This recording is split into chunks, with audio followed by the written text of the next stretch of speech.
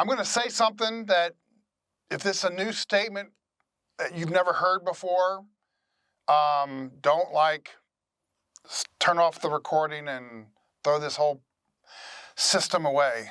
I'm going to say something, I'm going to back it up. Here's what I'm going to say right out of the gate. The world's largest Ponzi scheme that's hidden in plain sight is the U.S. government and the federal government and how it distributes. And I want to read a quote from Henry Ford. Yes, that Henry Ford made a lot of cars. Mostly, he was known for his cars, but he actually was known for manufacturing the assembly line and actually making cars quickly and efficiently. Here's his quote from about over 100 years ago. Is it enough that people of this nation do not understand our banking and monetary system? For if they did, I believe there would be a revolution before tomorrow morning. That's Henry Ford over 100 years ago. The U.S. Gold Bureau is quoted as saying since 1913, the dollar has lost 92% of its purchasing power. Now, I've seen other people quoted at 96%, and I've seen other people at 99%. A large percent of the dollar's purchasing power, 92, 96, or 99, whatever stat you want to watch or listen to, it is saying that something's wrong with our monetary system, okay? I am not Chicken Little. Okay, I am not this guy screaming and yelling, the sky's falling. I am the guy that is trying to help wave the flag for entrepreneurs and business owners to get ready in areas that they may not know is a problem. I don't know if you remember, this is, I think it was December, it was Christmas 2004, maybe it's the day after Christmas, where there was news all over, on all the news shows about a tsunami that hit. It killed 230,000 people in 14 different countries. 230,000 people. A big wave smashing into land and islands. I started watching the news and I could see, I don't know if it was that night or the next day, they had a shot of these people that were playing on the beach. Families playing with sandcastles, throwing the ball around, having a good time. And beside them was this big cliff, and up on the cliff there was a big hotel and some other people up there, and they had a better vantage point, and they were on higher ground, and they were yelling and screaming and doing this. They could see this huge wall of water coming, and this big wave was coming. A tsunami was about to hit this island, and people down there at the beach playing, having a big time, did not see it.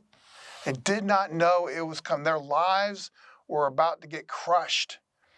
And it was it was hard to watch. These people, they could not hear them. It was too far away. For them, they couldn't get their attention. And then a few minutes later, that tsunami wiped out that beach and all those people were gone. And there's a version of that coming, this perfect storm. There's a version of that coming, and I don't want people to be playing on the beach, not knowing it's coming. I want you to be on higher ground, understanding the times and the seasons and seeing what is happening in our monetary system, because bad monetary policy will wipe people out. If you turn to page 31 in your manual, I just want to do a quick recap on what money is, okay? 5 practical characteristics of money, okay? It's durable, it's portable, it's divisible, it's uniform, and it's verifiable, okay? Those are all what we all know as money, okay?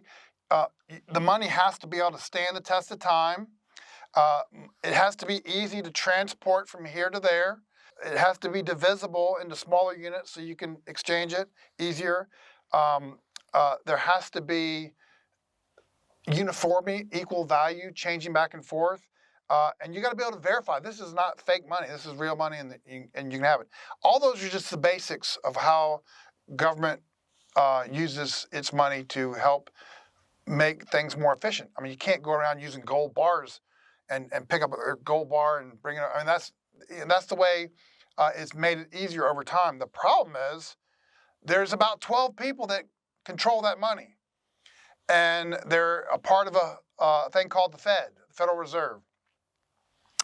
And they decide how much more of that money to put into the system or not, and it affects the how much that money is worth. What can you use with that piece of paper to go buy something that you want? Again, I'm going to make a bold statement. I'm going to say it again. The Federal Reserve, in charge of our monetary policy, is the biggest Ponzi scheme in world history. The biggest Ponzi scheme in world history. Well, how can you make a statement like that, Chauncey? What are you talking about? How can you say that? What's a Ponzi scheme? It's taking somebody's money and putting it over here. In order to make that valuable, you got to print more money to put it over here, and it's like this moving shell game, juggling balls, but the government, when the government does it, and it affects hundreds of millions of people. Actually, the United States dollar affects billions of people. It affects people all over the world. People don't realize that that's what this great big broken monopoly game is going on. So we are working harder and longer for less. We are literally being made slaves by working for the money that they give us that's devaluing every day, every week, every month, every year. We're working in a system to do X, Y, Z. They pay you, it's worth less. It's like slavery, okay? And it's getting worse. People working harder and longer. Right nowadays, there's people working 2 jobs, people working 3 jobs, because what they used to do doesn't pay for what it used to pay for. And it's gotten really bad since COVID. I mean, it was just, inflation was just 2%, just enough. We'll just steal your money at 2%. Oh, it jumped up to 20% and 30% and 40%, depending on what you buy. Oh my gosh, people start noticing then. So, unfortunately, inflation is this silent killer of our society. How can we fix this problem if we're actually part of the same problem? We're in that fishbowl we're talking about. Okay, we are using money. We are using the fiat system money. We sell stuff. We buy stuff. We pay for things. I mean, we're part of the problem. We're using it, right? We have no choice, correct? Well, to be clear,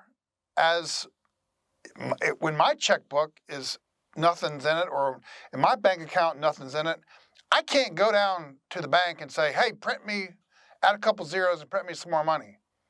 You can't do that either.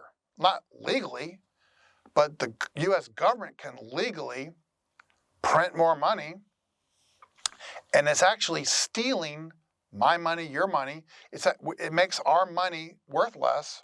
This has been a problem. This is not like a new thing. This has been a problem since the beginning of time, since the beginning of money. I'm not going to do a money history lesson here.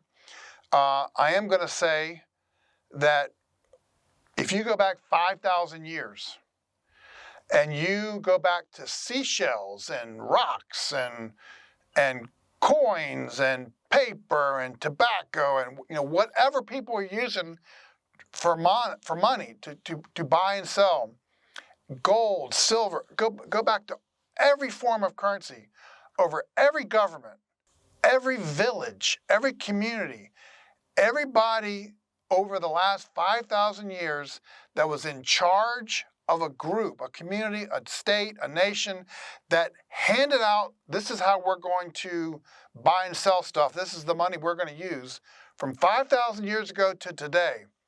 over enough time, in every case, all of those systems went bad. There's not one time in recorded history over the last 5,000 years where a man in charge of the monetary system for their city, state, nation, village, whatever, their island, their country, over enough time, somebody in charge said, let's print some more, let's make some more, let's add some more. And so they've always made the money worth less over time for the people closest to the money making the decisions get rich doing some deceptive things, and everybody else has money that's worth less. And over time, hundreds, sometimes thousands of years, but sometimes it's 50, 80 years, 100 years, 150 years, 200 years. Over time, people can't help themselves. And when they're in charge of the money, they print more of it so they can get more, and it devalues everybody else. You would think, okay, that's a fact. So if that's a fact, how come nobody's changed anything to do anything different? It's because the people in charge are getting paid. The people in charge are getting paid.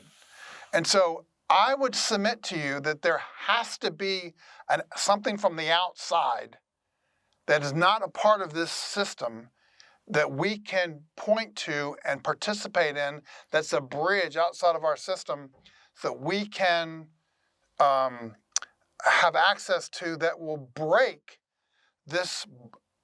away from this broken system. Again, I'm just teasing it and saying stuff in advance, but we're going to get to it later. But the answer is Bitcoin. We're going to get to that in a second.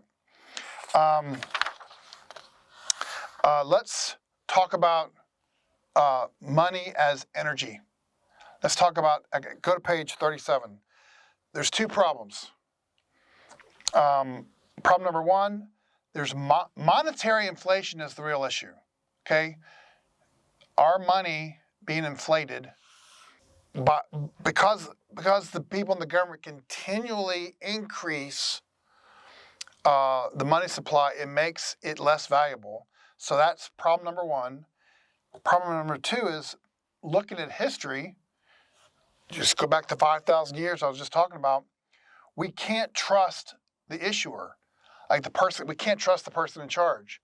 So we know people that are in the government that are in charge of the fiat money are gonna make more of it, and so inflation is causing our prices to be higher, and we can't, for the same amount of money, we can't buy more stuff. Okay, it costs us more money to get more stuff, and it just gets worse and worse and worse. Problem number one. Problem number two is that person in charge ain't stopping.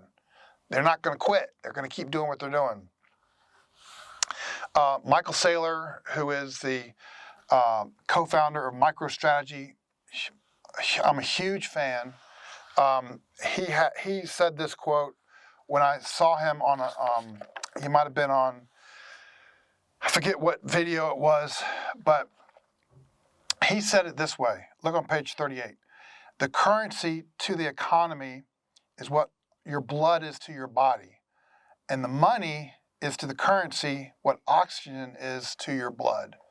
And so common sense says, if I suck all the oxygen out of this room, eventually I'm going to suffocate and die, right? If we continue to suck the economic energy out of the money that we use, whatever the currency is, the economy is going to collapse. It's just going to happen. For all practical purposes, if there is no oxygen and it's leaving this room, and I'm sitting in this room and I look up and in the corner, I see an oxygen mask that comes down, what am I going to do? Well, I'm going to grab the oxygen mask and I'm going to put it on. That oxygen mask is Bitcoin. This channel is sponsored by the Bitcoin Entrepreneurs Network. It's a free community for business owners interested in Bitcoin. This is not crypto. Bitcoin is completely different. We have a Bitcoin community page and a Bitcoin classroom, a global Bitcoiners map, and much, much more. Join us today and get your free report, The 7 Biggest Bitcoin Mistakes Business Owners Make. Go to school.com/Bitcoin Secrets. Educating yourself on this new unstoppable money is critically important in the season ahead.